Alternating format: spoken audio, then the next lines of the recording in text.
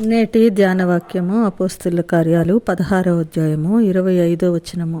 మధ్యరాత్రి వేళ పౌలును శీలయు దేవునికి ప్రార్థించుచు కీర్తనలు పాడుచుండురి, ఖైదీలు వినుచుండురి. ఇలా దేవునికి స్తోత్ర గానాలు పౌలు శీలలు ఎప్పుడు చేశారు?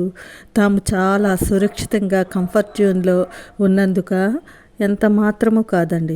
అపోస్తలుల కార్యాలు 16:16 నుంచి మనం చూసుకుంటే, దెయ్యం పట్టినదై సూద చెప్పుడు చేత తన యజమానులకు చాలా డబ్బు సంపాదించి పెడుతున్న ఒక బాలికను పట్టిన దెయ్యాన్ని పౌలు గారు వెళ్ళగొడతారు. దాంతో తమకు వస్తున్న డబ్బు ఆగిపోయేసరికి వాళ్ళు పౌలును శీలను అధికారుల యొద్దకు, న్యాయాధిపతుల యొద్దకు తీసుకుని వచ్చి, ఈ మనుష్యులు మన పట్టణం గలిబిలి చేయుచున్నారని చెప్తే ఆ జనసమూహం కూడా వారి మీదకి దొమ్మిగా రావడం, న్యాయాధిపతులు వారి వస్త్రములు లాగివేసి బెత్తములతో కొట్టవలనని ఆజ్ఞాపిస్తారు. ఆ విధంగా వాళ్ళు చాలా దెబ్బలు కొట్టి వారిని చెరసాల్లో వేసి వారి కాళ్ళకు బొండ వేసి బిగిస్తారు. అప్పుడు ఆ సమయంలో ఆ చేయని తప్పుకు శిక్షణ అనుభవిస్తూ పౌలు శీలలు దేవునికి ప్రార్థిస్తూ స్తోత్రగానాలు చేస్తారు. అలాంటి పరిస్థితుల్లో కూడా వాళ్ళు చేసే ఆ ప్రార్థన, ఆ స్తోత్ర గానాల ఫలితంగా ఏం జరిగిందో 26వ వచనంలో మనకి తెలుస్తుంది. అకస్మాత్తుగా మహాభూకంపం కలుగుతుంది. చెరసాల పునాదులు అదురుతాయి. వెంటనే తలుపులన్నీ తెరుచుకోవడము, అందరి బంధకాలు ఊడిపోవడము జరుగుతుంది. వాళ్లతో పాటు పౌలు శీల బంధకాలే కాదు, అక్కడ ఉన్న ఖైదీల బంధకాలన్నీ కూడా ఊడిపోతాయి. జైలు అధికారి అది చూసి ఖైదీలు పారిపోయారనుకొని తాను చంపుకోవాలని అనుకున్నప్పుడు పౌలు ఏ హాని చేసుకోవద్దు, అందరూ ఇక్కడే ఉన్నారు అని చెప్తాడు. ఆ సంఘటనతో ఆ జైలు అధికారి యేసును అంగీకరించడము, అతడు వారికి చేయవలసిన ఉపచారములు చేసి దేవుని యందు విశ్వాసం ఉంచి తన ఇంటి వారి అందరితో పాటు ఆనందించడము అక్కడ మనము చూస్తాము. దీనివల్ల ఏం జరిగింది? ఇది ఫిలిప్పీలో జరిగిన సంఘటన.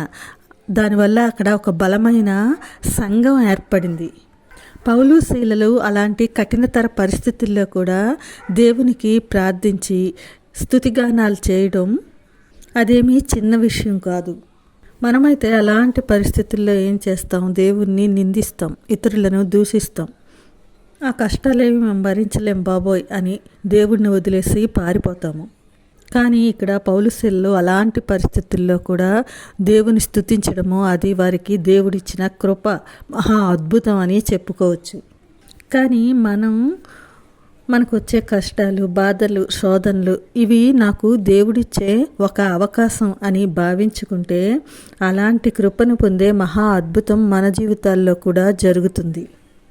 మనకు వచ్చే ప్రతి కష్టంలోనూ, ప్రతి శోధనలోనూ దేవుని హస్తాన్ని మనం చూడగలగాలి. ప్రభువా, ఈ విపత్కర పరిస్థితుల్లో నువ్వు నాకు ఇచ్చే ఆధిక్యతను నేను చూస్తున్నాను. నన్ను ఈ విధంగా మలుచుకుంటున్నందుకు నీకు స్తోత్రాలు అని చెప్పినప్పుడు ఆ పరిస్థితుల్లో మనం ఎన్ని అద్భుతాలు చూడవచ్చో, ఎంత కృపను పొందవచ్చో. కొరింథీయులకు రాసిన మొదటి పత్రిక 10:10లో ఇశ్రాయేలీని గూర్చి పౌలు గారు చెప్తూ, మీరు సనగకుడి, వారిలా కొందరు సనిగి సంహారకుని చేత నశించిరి అని అంటారు. కనుక ఎంత ప్రతికూల పరిస్థితుల్లో అయినా మనం దేవుడిచ్చిన అనుకూలతలను చూడాలి. ఆయన హస్తముద్రలను మన శోధనలో మనము కనుగొనాలి. ఆ పరిస్థితులే మనకి దేవుని యొక్క ప్రత్యక్షం చూపించే ఒక సాధనాలు అని మనం భావించినప్పుడు ఆ కష్టాలే మనకు దీవెనలుగా మారుతాయి. అవన్నీ మనల్ని పరిపక్వతలోకి నడిపించడానికి శిక్షణ ఇచ్చేవిగా, అలాగే ఆయన యొక్క అద్భుతమైన శక్తిని పొందుకోవడానికి, ఆయనకి ఇష్టలుగా మారడానికి ఎంతగానో మనల్ని ముందుకు నడిపిస్తాయి.